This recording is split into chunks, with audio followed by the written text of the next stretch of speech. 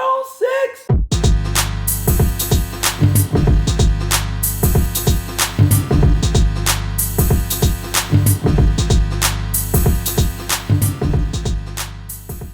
All right. Welcome to another episode of Getting Naked with Nasty, uncovering the beats with Nasty on the Beats. I am Nasty on the Beats. www.nastyonthebeats.com. And excited about this beat. As I am about every beat, as I say every time. This is a recently made beat. I believe, if I'm correct, it was made in Baton Rouge, Louisiana. I spent a lot of time down there because I used to live down there. So I go and visit often and hang out and visit people and pull up in open mics and go down to New Orleans and eat good and so forth. So if I'm correct, this beat was made down there. Or not. Maybe it was made in Shreveport. Could be either or. It was in Louisiana though. What's significant about this beat is this is my Ash series. So you say, well, what does that mean? Well, special person in my life. And I finally, if you will, named a beat series after this person. And so this is called Easy Tap. And another inspiration from my dad, the group that I sampled, the 5 Stair Steps. I told you, in another episode that my dad is really, really influential in my music, especially as far as the old school. I gotta say this too. This is a fact. My dad is also influential in hip hop as well. You know what I mean? My dad's always been one of them cool cats who stayed, with cultural relevance and so forth. And so, whereas I had hip hop albums that I was buying with my own money, or in that sense, or getting from friends, or even they're buying it for me for Christmas, my dad had certain hip hop records that he was into that, he would bring home. You know what I mean? So my first hearing of Jay-Z, though it wasn't Reasonable Doubt, I think I first got on Jay-Z with Volume 1. And my dad was the one who bought it. You know what I mean? And also the second Biggie album, Life After Death. No. Yeah, Life After Death. My dad, first introduced me to that record. Just because he got, he was able to get it. He was overseas, and anyway. My dad's a military man, or was. So, yeah, heavily influential. So I've been hearing about the 5 Stair Steps since I was a kid. Groups like the Stylistics, he put me on the Impressions, the Dramatics, the OJs. If they're an old school group, for the most part, there might be one or two in there that I snuck in college and that he may have known about, obviously, but that he didn't necessarily put me on. But for the most part, of his old school R&B, especially male groups, my dad put me on. You know what I mean? So I got that. Just like a lot of producers, they, you hear those old records, cleaning up the house, you know what I mean? Whatever. So let's go ahead and get into this. Let's not prolong it. Y'all know how we do. We're going to go ahead and play.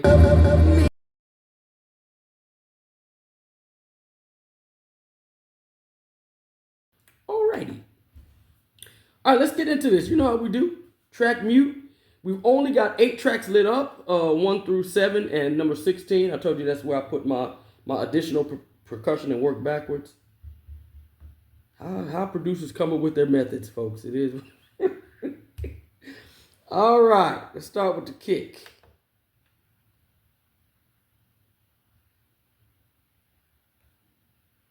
Sorry.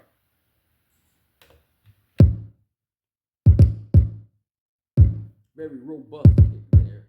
Nice and...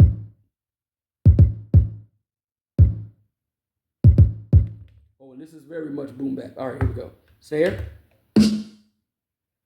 Nice, good punch right there, too.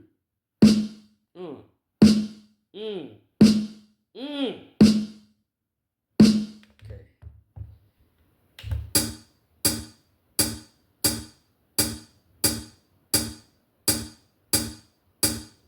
very simple hi-hat. On the 4, my open.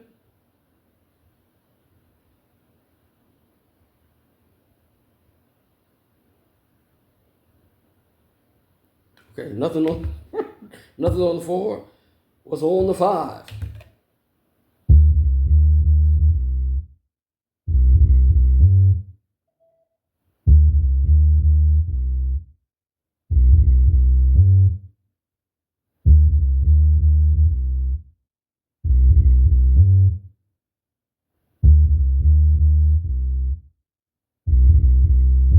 All right. Put that shit on 6.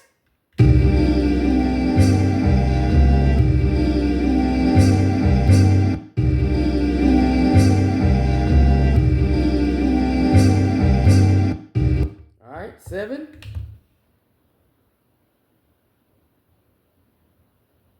7. All right. And 16. Just a little tambourine, just a little bit.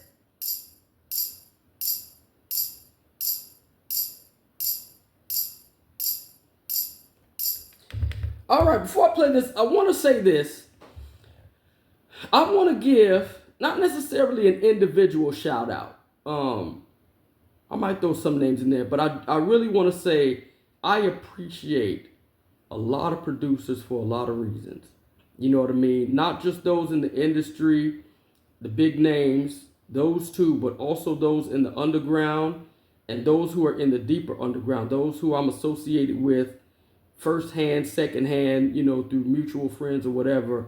I'm a musician, you know what I mean? I love music, and a lot of comparisons get made, and everybody has their favorites.